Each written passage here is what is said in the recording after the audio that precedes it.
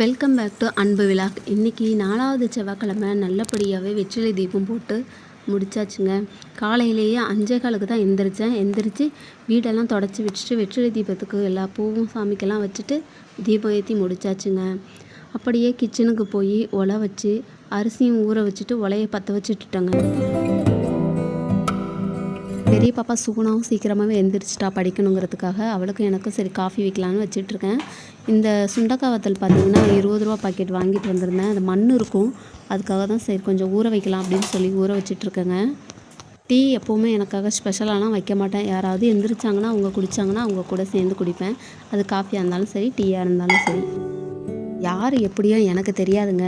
ஆனால் நான் காலையில் எழுந்திரிச்சோடனே டீயோ காஃபியோ குடித்தாதாங்க எனக்கு வேலை ஸ்பீடாக நடக்கும்.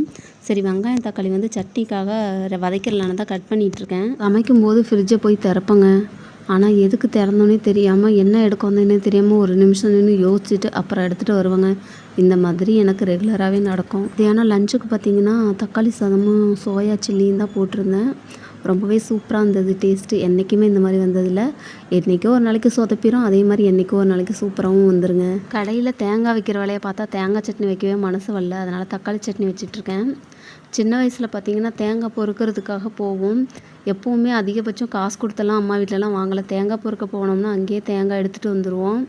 அப்படி தாங்க சின்ன வயசில். இப்போல்லாம் தேங்காய் எடை கணக்கு தாங்க போட்டு கொடுக்குறாங்க. சுண்டக்காய் வத்தல் குழம்பு சில பேருக்கு பிடிக்காது, லைட்டாக கசக்கிற மாதிரி இருக்கும். ஆனால் அந்த கசப்புமே ஒரு சுவையாக தாங்க இருக்கும். அது கூட சுடுசோத்தில் ஊற்றி நெய் ஊற்றி சாப்பிட்டோம்னா செமையாக இருக்கும்.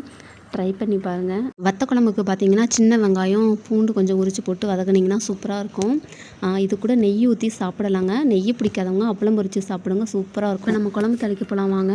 ஒரு வடைச்சட்டி வச்சுக்கோங்க. வடைச்சட்டியில் லைட்டாக எண்ணெய் ஊற்றிக்கோங்க. கடுகு சீரகம் வெந்தயம் இதெல்லாம் போட்டு பொரிஞ்சதுக்கப்புறம் சின்ன வெங்காயம் போடுங்க. சின்ன வெங்காயம் நல்லா வணங்கட்டுங்க. நான் ஒரே ஒரு உருளைக்கிழங்கு மட்டும் கட் பண்ணி வச்சுருக்கேன், அதை சேர்த்துக்கோங்க.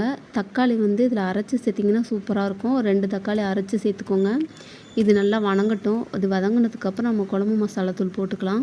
2 ஸ்பூன் குழம்பு மசாலா தூள் போட்டுக்கோங்க. குழம்பு மசாலா போட்டதுக்கப்புறம் நல்லா வதக்கி விட்டு இதுக்கு தேவையான அளவு தண்ணி ஊற்றிக்கோங்க. தண்ணி ஊற்றி நல்லா கொதிக்க வச்சுருங்க.